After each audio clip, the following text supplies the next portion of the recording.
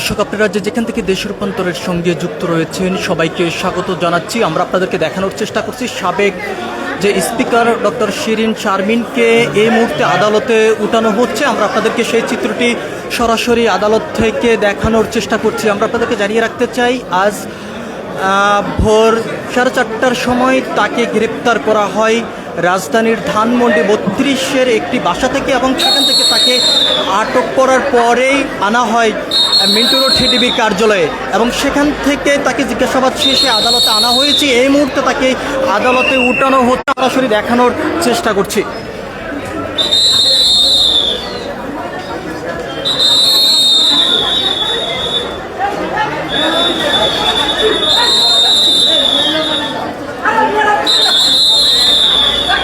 আমরা আপনাদেরকে এটা দেখানোর চেষ্টা করছি, তিনি হাত উঠিয়ে কিন্তু লাড়া দিচ্ছে।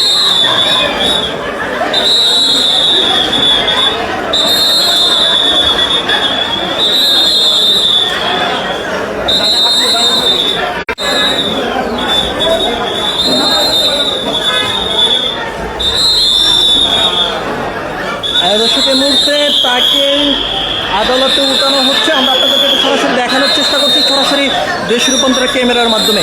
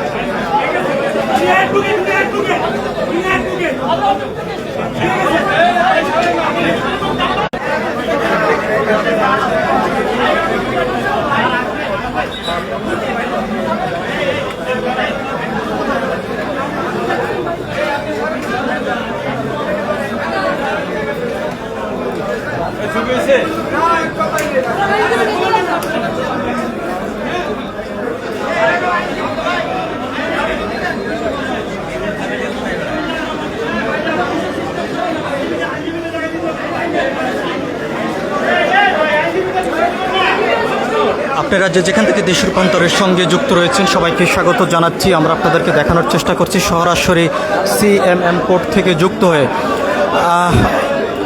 সাবেক স্পিকার ডক্টর শিরিন শারমিনকে গ্রেপ্তার করেছে আইনশৃঙ্খলা রক্ষাকার বাহিনীর গোয়েন্দা বিভাগের একটি চৌকস টিম, এবং সেখানে তাকে গ্রেপ্তারের পর মিন্টু রোডের ডিবির যে কার্যালয় রয়েছে সেখানে তাকে জিজ্ঞাসাবাদ করার জন্য নেওয়া হয়েছে, এবং সেখান থেকে এখন থেকে প্রায় 1 ঘন্টা আগে আনা হয়েছে আদালতে আনার পরেই এখন থেকে কিছুক্ষণ আগেই তাকে আদালতে উঠানো হয়েছে।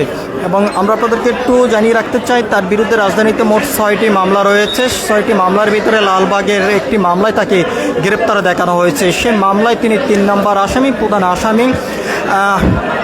তৎকালীন আওয়ামী সরকারের প্রধান শেখ হাসিনা, এবং তার 2 নম্বর আসামি হলেন ওবায়দুল কাদের, এবং 3 নম্বর আসামি সাবেক স্পিকার শিরিন শারমিন চৌধুরী। এবং তাকে আটকের পর আমরা দেখতে পাচ্ছি যে ডিবি কার্যালয়ে তাকে নিয়ে আসা হয়েছে, এবং তাকে আটক করেছেন রাজধানীর ধানমন্ডি 32-এর একটি বাসা থেকে। ডিবির পক্ষ থেকে যেমনটি জানানো হয়েছে, তার চাচাতো ভাইয়ের বাসায় তিনি অবস্থান করেছেন। গোপন সংবাদের ভিত্তিতে বিশেষ অভিযান পরিচালনা করে তাকে আটক করা হয়েছে বলে এমনটি জানিয়েছেন, এবং কিছুক্ষণ আগে তাকে আদালতে উঠানো হয়েছে।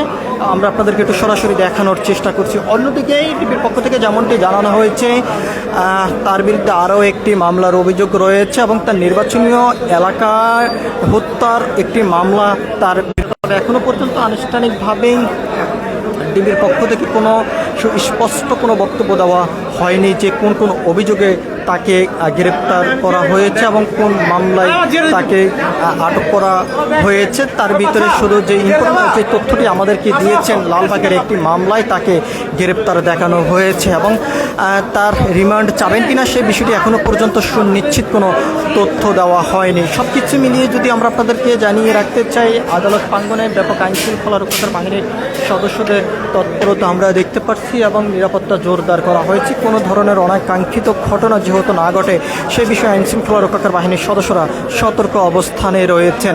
তবে আদালত থেকে কি রায় আসে, সেই রায় আসা পর্যন্ত এখনো পর্যন্ত সুনিশ্চিত কোনো তথ্য পাওয়া যায়নি যে আজকেই ডক্টর শিরিন শারমিনের জামিন চাওয়া হবে কিনা, বা জামিন চাওয়ার পরে তার জামিন মঞ্জুর করা হবে কিনা, সেই বিষয়টি আদালতের সিদ্ধান্তের পরে বিস্তারিত তথ্য পাওয়া যাবে। সব কিছু মিলিয়ে বর্তমানে আদালত প্রাঙ্গণ জুড়ে কিন্তু আমরা দেখতে পাচ্ছি এক কথা বলা যায় টানটান উত্তেজনা বিরাজ করছে, এবং ছাত্র জনতার আন্দোলনের মধ্য দিয়েই তৎকালীন আওয়ামী সরকার ক্ষমতা ছাড়ার পর থেকে আত্মগোপনে চলে যান ডক্টর শিরিন শারমিন, এবং আত্মগোপনে যাওয়ার পরে কোথায় ছিলেন, কোথায় অবস্থান করেছিলেন সেটি ডিবি কার্যালয় নিয়ে এসে জিজ্ঞাসাবাদে কি তথ্য এখনও পর্যন্ত ডিবির কাছে এসেছে সে বিষয়টি এখনও পর্যন্ত ডিবির পক্ষ থেকে কোনো ধরনের সুনিশ্চিত কোনো তথ্য দেওয়া হয়নি। তবে আরও কোনো ধরনের মামলা আছে কি না সে বিষয়টি এখনও পর্যন্ত তদন্তাধীন অবস্থায় রয়েছে বলে ডিবির পক্ষ থেকে জানানো হয়েছে। সব কিছু মিলিয়ে এই ছিল এখনকার মতন সিএমএম কোর্ট থেকে আমার কাছে সর্বশেষ। পরবর্তী আপডেট পেতে সবাই দেশ রূপান্তরের সঙ্গে থাকুন। ধন্যবাদ সবাইকে।